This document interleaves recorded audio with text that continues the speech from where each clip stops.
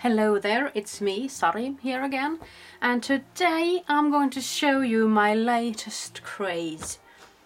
What you see here is something quite extraordinary, if I might say so myself. I'm just going to flip it over like this, so you can see it up close, and then I'm going to twist it like so, and to the other side, and the bottom part, and I'm going to zoom out. So this is something that I was inspired to make by Britten. Britten, thank you very much for inspiring me to do this. She showed me a couple of pictures of making a bag like this, but a smaller size I think, with the bandana technique. So I figured out that I wanted to do something by myself, and let's see if I can reach it, started making this last week, and I just put some of the white stripes there, or I use the white pen anyway, and that is what makes the bandana technique really. So I thought this could be a fun pencil box or something like that. I just didn't feel like continuing with it, and since I was expecting the new funky colors from Holtz, the new distress inks, the summer theme. Just look at these, couldn't you just die? Picked raspberry, mowed lawn, and salty sea. I mean, these are salty ocean, I'm sorry. Absolutely to die for. So what I did was I took the bottles and filled them up in some spray bottles. Let's see here, let's show you like this.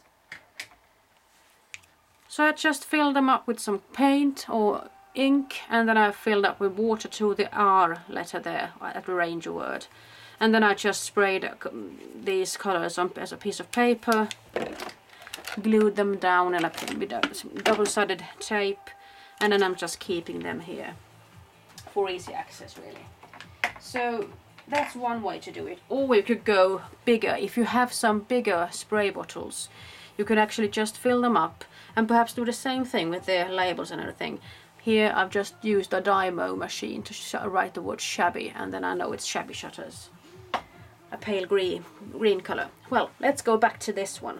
So make those mixtures of colors, started spraying like a madman yesterday, or a madwoman should I say.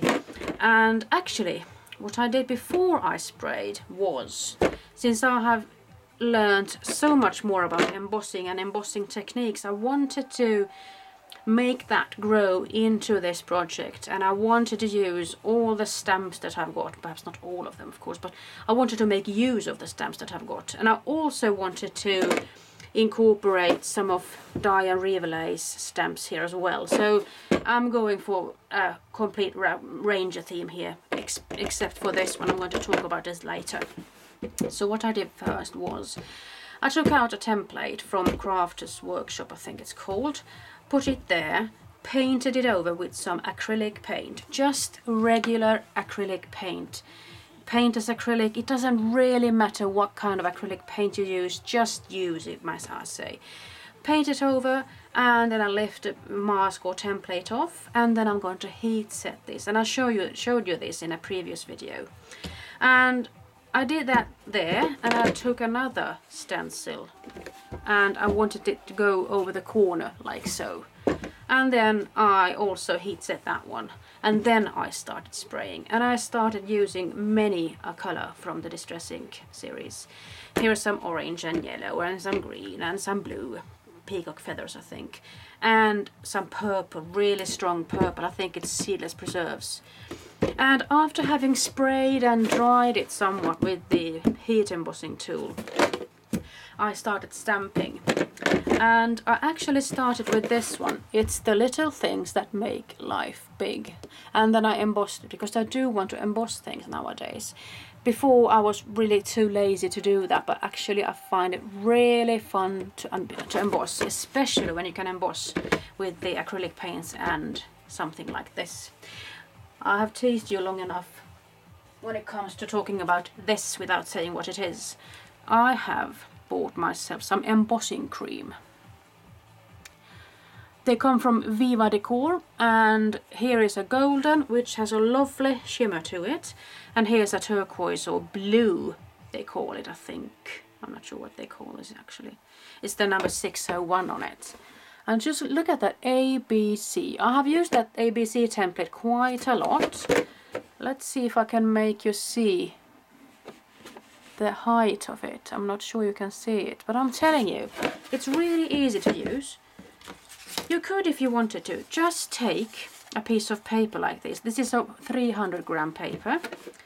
Put it like so, and then just paint it over with this embossing cream. And what happens then? I have used it here, as you can see. On the Norsu word here, I just put a thin layer. Lifted off the stencil and let it self-dry. It actually dries in 5 minutes. Then I did the girl word here, and then I put on an even thicker layer there. And that one took a little longer to dry, so depending on how deep a stencil you've got or how much paint you clog on it, the drying time actually varies upon that. So I'm having so much fun working with these different kinds of texture pastes and mixed media alternatives really. So here I've used a cogwheel metal template or stencil, and here's a wonderful stamp also from Tim Holtz. Every possibility begins with the courage to imagine. And that is so true now, isn't it? So I'm thinking of actually having this case as my show-off case. And I'm not going to show off in a negative sense. Absolutely not. Instead I'm going to show off all the different kinds of techniques you can do. And, well, perhaps I'm not going to incorporate any more of the techniques, but I have embossing of different kinds and such here, so I'm pretty pleased with that. Here I have also used the embossing cream, and I had a nice looking template there, or stencil. I think I love the effect that I get from these, and when you can incorporate some strong colors here and there, I mean, I just love this.